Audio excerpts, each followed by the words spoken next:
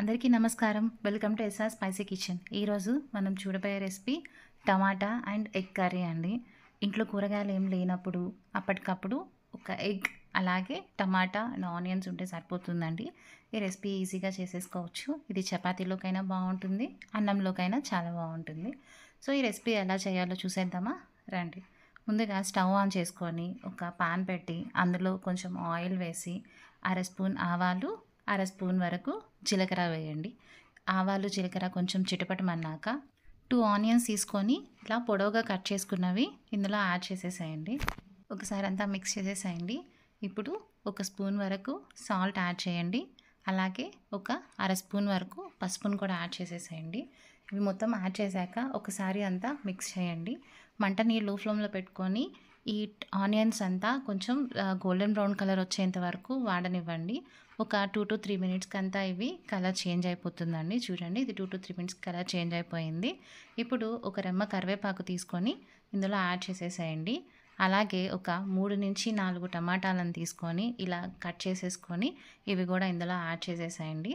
Add చేసేసి ఒకసారి మొత్తం అంతా మిక్స్ చేసేసి ఇట్లా చూడండి, క్యాప్ పెట్టేసేసేసి ఒక 2 to 3 మినిట్స్కి అంతా ఇలా టమాటా కూడా బాగా మగ్గిపోతుంది. ఇప్పుడు ఒక అర స్పూన్ వరకు కారం వేసేసి ఇందులో మొత్తం ఒకసారి మిక్స్ చేసేసేయండి.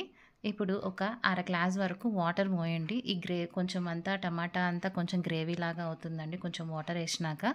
సో వాటర్ వేసి ఒకసారి అంతా మిక్స్ చేసేసేయండి. ఇలా కర్రీ అంతా దగ్గర పడుతున్నప్పుడు కొంచెం గ్యాప్ చేసుకొని కర్రీలో ఎగ్ తీసుకొని ఒకటి బ్రేక్ చేసి ఇందులో వేసేసేయండి. అలాగే సెకండ్ ఎగ్ కూడా తీసుకొని ఇంకొక సైడ్ గ్యాప్ ఇచ్చి సెకండ్ ఎగ్ కూడా వేసేసేయండి. ఇంకొంచెం గ్యాప్ తీసుకొని అలాగే 3 ఎగ్స్, నేను మొత్తం 3 ఎగ్స్ వేసానండి. సో ఇలా గ్యాప్ తీసుకొని అక్కడక్కడ 3 ఎగ్స్ వేసేసేయండి. వేసేసాక అలాగే మంటని సిమ్లో పెట్టేసుకొని ఒక మూత పెట్టేసేసి కొంచెం సేపు వదిలేసేయండి. ఒక 1 or 2 మినిట్స్కి ఇట్లా ఎగ్ అంతా కొంచెం స్ప్రెడ్ అవుతుంది కదా.